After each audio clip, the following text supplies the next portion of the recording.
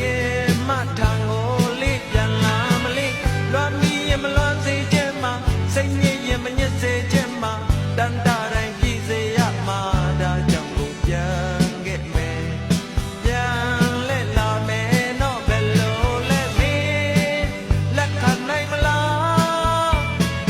မင်းစီကြိုနိုင်မလားမလိမ်တော့ပါဘူးမကတ်တော့ပါဘူးဒုတိယနဲ့နောက်ဆုံးတစ်ခေါက်ပါ